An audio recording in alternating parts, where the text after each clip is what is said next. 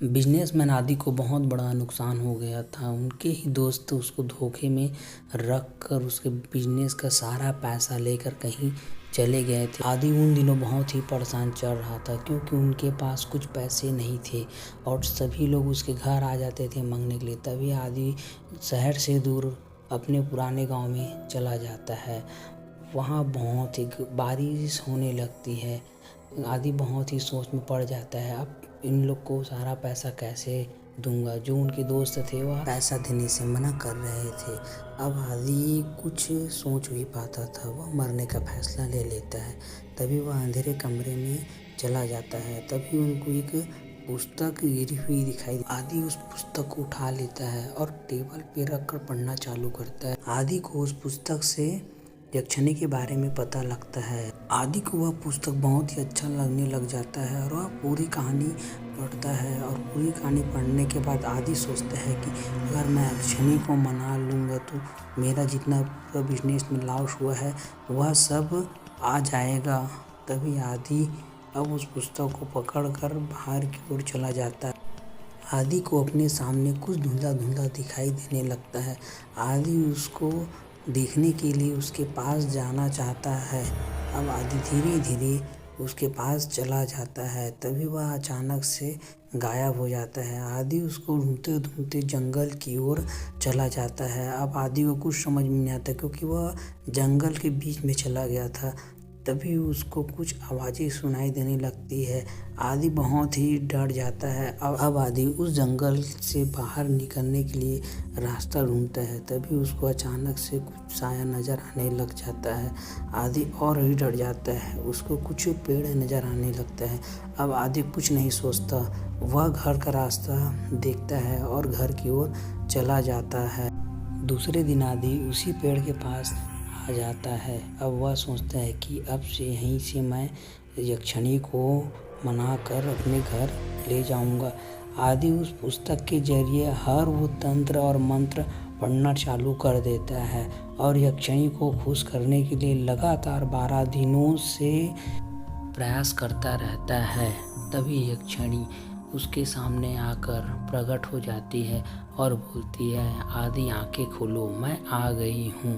तभी आदि कहता है कि मैं तुम्हें नहीं जानती, तुम यहाँ से चले जाओ। इतना सुनते ही यक्षिणी को बहुत ही तेज गुस्सा आने लगता है और बोलता है कि तुम जो तपस्या कर रहे हो उसके लिए मैं आई हूँ। अब आदि को विश्वास हो जाता है कि यक्षिणी मेरे सामने आ गई है। तभी आदि धीरे से आंखें खोलता है और देखता है उसके सामने साक्षात यक्षिणी नज़र आने लग जाती है। तभी आदि बोलता है कि मुझे माफ़ करना, 12 दिनों से जो तपस्या कर रहा हूँ तो मेरे आसपास बहुत सारे आवाज़ें सुनाई देने लग जाती है। यक्षिणी मुस्कुरा कर बोलती है कि तुम मुझे क्यों बुलाना चाहते हो। आदि बोलता है कि मुझे बहुत ही पैसों की ज़रूरत है। यक्षिणी कहती है तुम गलत कर रहे हो, तुमको नहीं मालूम इनका अंजाम मौत होगा। तभी आदि बोलता है कि मैं मर भी जाऊंगा तो क्या होगा, मुझे वो पैसे चाहिए। तभी यक्षिणी बोलती है कि सोच लो। तभी आदि बोलते हैं हाँ मुझे पैसे ही चाहिए। तब यक्षिणी बोलती है कि तुम अपने घर चले जाओ, मैं शाम को आ जाऊंगी। तभी शाम को खूब बारिश होने लगती है। अब यक्षिणी आदि के घर के बाहर आकर खड़ी हो जाती है और दरवाजे को खटखटाती है। अब आदि अंदर से दरवाज़ा खोलता है। सामने उसको एक खूबसूरत लड़की नज़र आती है और आदि बोलता है कि तुम कौन हो।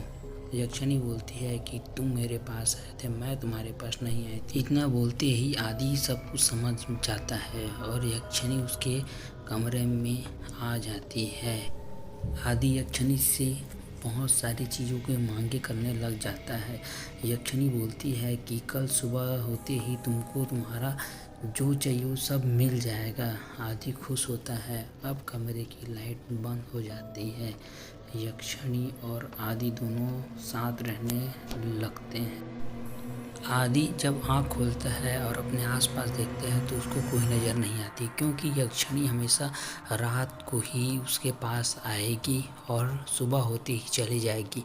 अब आदि को यह समझ में नहीं आता जो रात को बोला था वह उसके पास मिला है कि नहीं। तभी वह बाहर जाके देखता है कि उनके दोस्त पूरा पैसा लेकर उसके सामने खड़े हुए थे और उसका जितना भी बंगला गाड़ी जो भी था वह सब कुछ उसके पास आ गया था। आदि बहुत ही खुश होता है और बाहर की ओर निकल जाता है। आदि बहुत दिनों के बाद घर से बाहर निकलता है। अब आदि के पास सब कुछ रहता है। तभी घर आते आते शाम हो जाता है और एक क्लब में चला जाता है। आदि ड्रिंक करने लगता है। तभी उसके सामने एक लड़की नज़र आती है जो उसकी क्लासमेट थी और बहुत ही अच्छी दिख रही थी। तभी आदि को यक्षिणी के बारे में भूल जाता है और उस लड़की पे नज़र टिकाए रखता है। और शाम होती यक्षिणी को यह चीज़ सब मालूम हो जाता है। यक्षिणी वहीं से दिख रही होती है। अब आदि को कुछ समझ में नहीं आता क्योंकि उनके पास पैसा सब कुछ आ गया था। यक्षिणी की बातें आदि भूलने लग जाता है। आदि के घर आने से पहले यक्षिणी उसके रूम में रहती है। आदि उसको अचानक देखकर डर जाता है। तभी यक्षिणी बोलती है कि तुम मेरे को ऐसा देख के क्यों डर गए? कुछ गलत किए क्या? आज मेरी बातों को भूल गए थे? आदि डर कर बोलता है कि नहीं। तभी यक्षिणी बोलती है कि वह लड़की कौन थी जो तुम्हारे साथ क्लब में थी? आदि डर कर बोलता है कि नहीं वह मेरी दोस्त है। उसी लड़की का कॉल आ जाता है। तभी आदि और भी डर जाता है। सुबह होते ही यक्षिणी आदि के रूम से गायब हो जाती है। तभी आदि बहुत ही सोचने लग जाता है कि यक्षिणी को अब यहाँ से भगाना पड़ेगा। तभी आदि को यह बात पता चलता है कि यक्षिणी तो अपनी मर्जी से नहीं आई है और मैं उसे अपनी मर्जी से लाया हूँ। पुस्तक पढ़ने लग जाता है। उसमें लिखा रहता है कि अगर यक्षिणी को यहाँ से भगाना है तो पहले वह पुस्तक का एक पार्ट और लाना पड़ेगा। तभी वह आदि दूसरा पुस्तक ढूंढने चला जाता है। यक्षिणी यह सब कुछ देखती है। यक्षिणी आदि के सामने आकर बोलती है कि तुम क्या ढूंढ रहे हो? आदि बहुत ही डर जाता है। यक्षिणी को वह झूठ बोलता है कि मैं एक पुस्तक ढूंढ रहा हूँ जिसमें मेरी बचपन की यादें हैं। यक्षिणी को कुछ समझ में नहीं आता और चली जाती है और आदि वह पुस्तक ढूंढ लेता है और उसमें लिखा रहता है अगर यक्षिणी को दूर भगाना है तो अपनी कुछ खून की बूंदें देनी पड़ेंगी।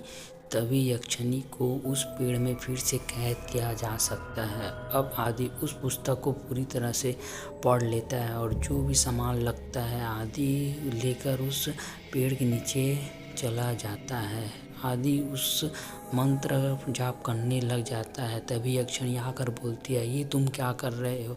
तुम ही बोले थे कि मुझे अपने से दूर नहीं करोगे। तभी आदि बोलता है कि नहीं, मुझे अब तुम्हारे साथ नहीं रहना, तुमको पेड़ में कैद कर दूंगा। तभी आदि अपना खून का बूंद उस पर डालकर यक्षिणी को कैद कर लेता है।